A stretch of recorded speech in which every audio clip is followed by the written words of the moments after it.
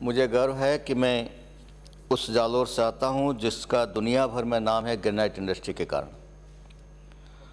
लेकिन granite industry के बारे में बात करने से पहले मैं थोड़ा सा देवस्थान विभाग के बारे में एक केवल बिंदु आपके ध्यान में लाना चाह रहा हूँ। इस आपके माध्यम से सरकार, हमारी प्राचीन परंपरा रही है, जो भी देवस्थान मठ है चाहे मंदिर है, उन सबके रख रखाव के लिए, उनके दैनंदिन कार्यों की व्यवस्था हो, आर्थिक व्यवस्था, उसके लिए हर मंदिर के नीचे, चाहे गांव का छोटे गांव में छोटा मंदिर भी है, उस मंदिर के लिए कुछ बीघा ज़मीन आरक्षित की गई थी, जिसे डोली के नाम से हम जानते हैं, जिसे मंदिर माफ़ी के नाम से भी जानते हैं। वो मंदिर माफिया हो गई, वो अलग बात है। उस ज़मीन से जो इनकम होती थी, उस ज़माने में खेती से इनकम होती थी, तो उससे जितने भी खेती से इनकम होती थी वो सारी उस मंदिर के रख रखाव में और मंदिर के पुजारी के उस भरण पोषण में, उसमें जाती थी। बाद में जाके परिस्थितियां बदली, वो मंदिर प्राइम लोकेशन में आ गए, वो ज़मीनें प्राइम लोकेशन में आ गई। प्राइम लोकेशन में आ गई तो उनकी उपयोगिता बढ़ गई, उपयोगिता बढ़ गई तो उनके भाव बढ़ गए, भाव बढ़ गए तो बिकने लगी। तो भगवान तो हमेशा नाबालिग होता है, तो भगवान के नाम से दर्ज होने के बाद भी वो खातेदारी किसी न किसी पुजारी की या उनकी होती थी, उन लोगों ने उनको बेचना शुरू कर दिया। वो बड़ी संख्या में जब बेचने लगी ज़मीनें तो सरकारों ने उस पर निर्णय किया और वो उनको बेचने का अधिकार समाप्त कर दिया। यहाँ तक ठीक है, बेचने आप नहीं दे रहे हैं, यहाँ तक ठीक है। लेकिन उससे आगे मुसीबत अभी हो रही है कि वो खेती तो वहाँ हो नहीं रही, क्योंकि ज़्यादातर वो बिना सिंचित वाली वो ज़मीनें हैं, बरसात कभी होती है कभी नहीं होती, तो खेती से तो कोई इनकम ज़्यादा होती नहीं। प्राइम लोकेशन पर चूँकि वो आ गई है, इसलिए उनका कमर्शियल यूज़ हो सकता है, उनका इंडस्ट्रियल यूज़ हो सकता है, उनके और कई तरह का उपयोग हो, व्यापारिक उपयोग और सारा हो सकता है उसका, वो भी हम उनको अनुमति नहीं दे रहे।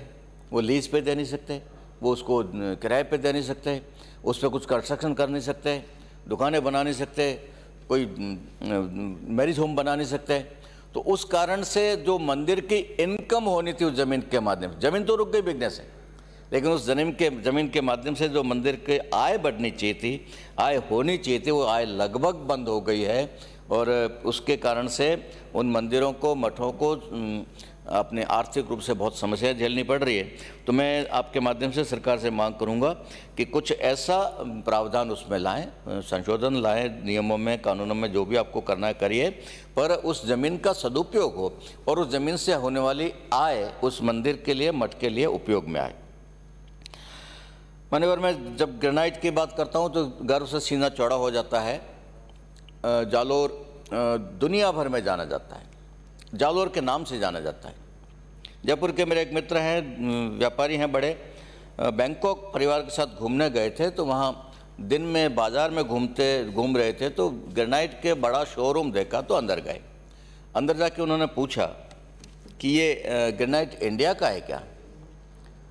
लोकल व्यापारी था, बैंकॉक का लोकल स्थानीय व्यापारी था।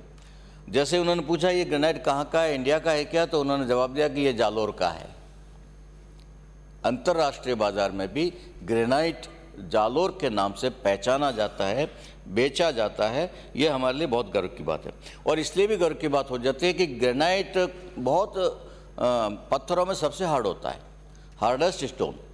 उसको काटना अपने आप में बड़ी चुनौती थी, कोई काट नहीं पाया था उसको। जालोर के हमारे इंजीनियर मदन राज जी बोहरा साहब इंजीनियरिंग जोधपुर से पढ़कर आए, युवा थे, कुछ करने की हिम्मत थी, इच्छा थी, तो उन्होंने कई प्रयोग किए। प्रयोग करते करते आखिर में ग्रेनाइट को काटा। पहले छोटा टुकड़ा कटा, फिर बड़ा किया। 2 बाई 2 इंच से हमने शुरू किया, फिर 4 बाई 6 पे आए, 6 बाई 12 पे आए। करते करते आज हम 6 बाई 12 फीट तक के वो स्लैब काट रहे हैं हम। तो वो सारा जो वो मशीनरी बनी, वो ग्रेनाइट के ब्लॉक को काटने की मशीनरी बनी, फिर उसको पॉलिश करने की जो मशीनरी बनी, एज कटिंग की मशीनरी बनी, वो लोकल इनोवेशन था। हमने विदेशों से मशीनें नहीं मंगवाई। उस समय इटली में ही केवल कटर मिलते थे, बाकी सारे भारत में इटली के कटर चल रहे थे। उस समय जालोर ने खुद के अपने कटर बनाए, खुद बहुत सस्ते, इटली के मुकाबले में 15-20% की कीमत पे हमने लोकल मशीनें बना के दी और उसके माध्यम से नई टेक्निक डेवलप की। और उस टेक्निक का जो सबसे बड़ा वो एक इंटरेस्टिंग पॉइंट जो था वो ये था कि ग्रेनाइट कटते समय आग नहीं लग जाए, उसको रोकने के लिए पानी की फुहार नहीं छोड़ते थे हम, केरोसिन की फुहार छोड़ते थे। उस केरोसिन की फुहार के कारण उसका कटना आसान हो जाता था और उसकी शाइनिंग एक्स्ट्रा हो जाती थी, उसकी आगे यूटिलिटी उस प्रोडक्ट की बढ़ जाती थी। दुर्भाग्य से सरकारें केरोसिन उपलब्ध नहीं करवा पाई। बहुत मांग की हमने, बहुत मांग की, सरकार आपकी रही चाहे हमारी रही, बहुत मांग की, अफसर रोड़ा बनते रहे। हम कह रहे हैं हमको कमर्शियल रेट पे केरोसिन दे दो, पर दो। जैसे आपने पेट्रोल के पंप लगा रखे हैं, डीजल के पंप लगा रखे हैं, वैसे केरोसिन का पंप लगाओ। हमारी ग्रेनाइट एसोसिएशन चलाएगी, चलाने को भी तैयार, आप दो। नहीं दे पाए और फिर वो मजबूरी में वो राशन का केरोसिन चुरा चुरा के कब तक इंडस्ट्री चलाते। तो फिर वो आखिर में उस टेक्निक को बदलना पड़ा हमको। और मैं धन्यवाद देता हूँ हमारे मिस्त्रियों को, हमारे लोकल कारीगरों को, उन्होंने उस तकनीक को वापस संशोधित किया, केरोसिन बेस से उसको हटा के उसको वाटर बेस पे लाए। अब पानी की फुहार से उसको काटते समय काम में लिया जाता है। उसके कारण क्वालिटी में नुकसान हुआ है हमको, वो पहले जैसी क्वालिटी अब नहीं रही, लेकिन वो उसके लिए जिम्मेदारी दी है तो ब्यूरोक्रेसी उसके लिए जिम्मेदार है, जिनको हम लोग कंट्रोल नहीं कर पाए, मैनेज नहीं कर पाए। खैर, अब जो वहाँ अब भी 1500 कटर वहाँ चल रहे हैं ग्रेनाइट के, और उनको वहाँ एक्सपोर्ट भी बहुत होता है, लेकिन एक्सपोर्ट के लिए उनको सुविधा नहीं के बराबर है। हमको कंटेनर डिपो जालोर में चाहिए। जोधपुर में हैंडीक्राफ्ट्स के लिए कंटेनर डिपो बन गया, ड्राई पोर्ट जालोर में नहीं बन रहा। बड़ी मुश्किल से तैयार हुए तो बोले जालोर से लोड नहीं होगा, जालोर से कंटेनर जोधपुर जाएंगे और जोधपुर से ट्रेन लोड होगी, और वो भी पूरा रैक लोड एक साथ होगा तो मिलेगा। एक साथ पूरा रैक लोड संभव नहीं, तो थोड़ा थोड़ा मिलेगा ग्रेनाइट। तो वो हमने उसको फिर उपयोग करने से मना कर दिया। अब मेरा निवेदन है आपके माध्यम से, मैं राजस्थान सरकार से निवेदन करना चाहता हूँ। 2 मिनट में कंक्लूड कर लिए। उसको हम बागरा में या जागनाथ स्टेशन पे कि थोड़ा सा कोई रेलवे के साथ आपके अफसर बात करें और वहाँ पे कंटेनर डिपो बने, वहीं से हमारा कंटेनर लोड हो जाए एक्सपोर्ट वाला सीधा कांडला के लिए, तो हमको बहुत बड़ी सुविधा मिल जाएगी। मैं निवेदन करना चाहता हूँ कि अपने ग्रेनाइट तो बहुत अच्छा हमारा चल रहा है, लेकिन उसके अलावा भी कुछ हमारे उद्योग होने चाहिए, और उसमें नए इंडस्ट्रियल एरिया आपने दिया है, बीठन में तैयार हो रहा है, पाथेड़ी में मेरे एरिया में दिया है, उसके लिए मैं आपका धन्यवाद करता हूं। लेकिन वहाँ पे इंडस्ट्री कौन सी लगे, इस बारे में थोड़ा आपको मेहनत करनी पड़ेगी मंत्री जी।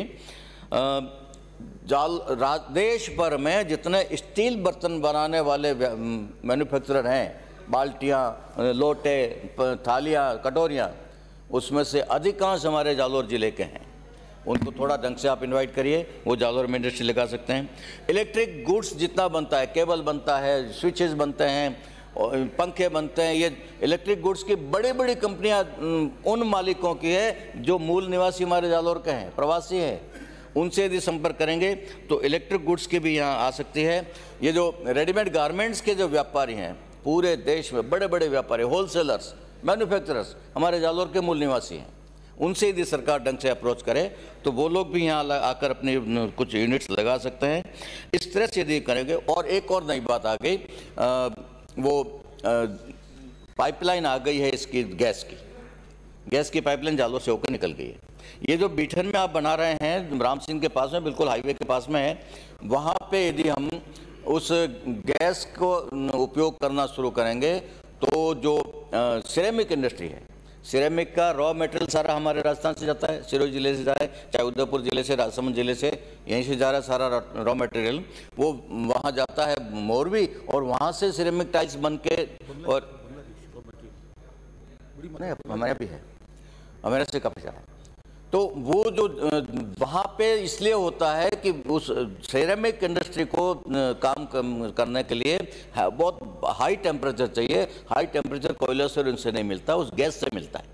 अब गैस हमारे यहाँ आ गई तो वो जो सिरेमिक इंडस्ट्री मोरवी में सेटल्ड है, बनी हुई है, वैसी इंडस्ट्री जालौर में लगने की गुंजाइश बन गई है, उसका सदुपयोग किया जाए, उस दृष्टि से सोचा जाए, तो ये बहुत ज़रूरी है। फिर एग्रो इंडस्ट्री की बात करूँगा मैं 1 मिनट में।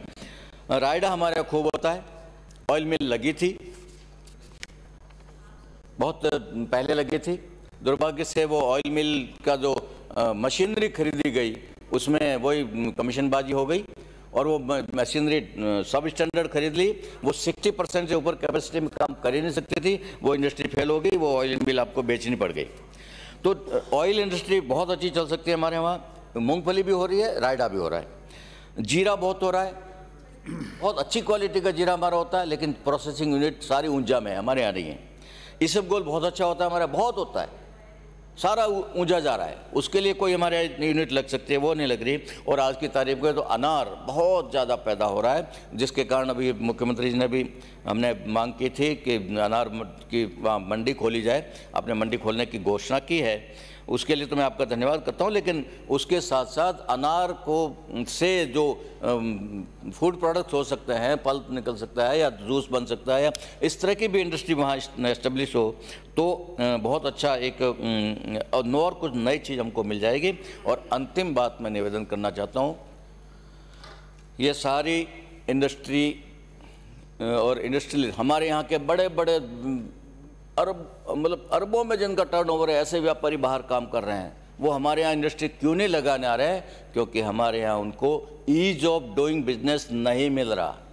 हम जब इंडस्ट्री समिट करते हैं, बड़े बड़े आयोजन करते हैं, उनको उसमें जो वार्म वेलकम मिलता है उससे वो खुश होकर आते हैं, और आने के बाद जैसे ही हमारे रीको के ऑफिस में, जैसे हमारे RFC के ऑफिस में, जैसे उद्योग के ऑफिस में घुसते हैं, और फिर जो उनके साथ बदतमीजी शुरू होती है, उनको नॉन कोऑपरेशन शुरू होता है, पियोन से लेकर और बड़े अफसर तक उनका शोषण शुरू होता है, वो भाग जाते हैं।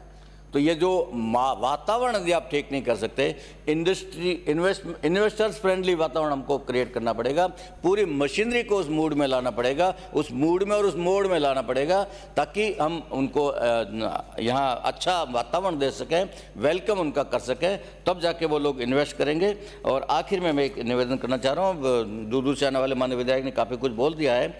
SC के लिए रिजर्वेशन माइंस में और इंडस्ट्री में रीको में होता तो है, लेकिन वो लगभग नाम मात्र का ही रहता है, वास्तव में वो नहीं मिल पाता, क्योंकि प्रक्रिया आपने ऐसी कर रखी है। वो नीलाम बोली लगाएंगे, नहीं लगने वाली नीलाम बोली लगने लायक लोग होते तो पहले ही वो तो ले लेते, तो उनके लिए नीलामी की बजाय उसको लॉटरी प्रक्रिया से आवंटन किया जाए। और ऐसे ही जो इंडस्ट्रियल एरिया में जो कमर्शियल प्लॉट्स हैं, दुकानें हैं या और इस तरह की कुछ होटल्स रेस्टोरेंट जैसा हो सकता है, उसमें आरक्षण नहीं है, वो भी आरक्षण किया जाए। और जो बकाया पे जो आवंटित भूखंडों के जो पैसा भरना है, उसमें बकाया पे जो 10% ब्याज लिया जाता है, वो SC ST के लिए 0% ब्याज किया जाए, और 5 साल बाद ही बेच सकते हैं, इस तरह की जो बाध्यता है वो SC ST पे लागू नहीं की जाए। और रिटेशन चार्ज जो लगता है उसकी गणना भी SC ST के लिए रियायती दर पर की जाए। और लास्ट पॉइंट इसमें यह है कि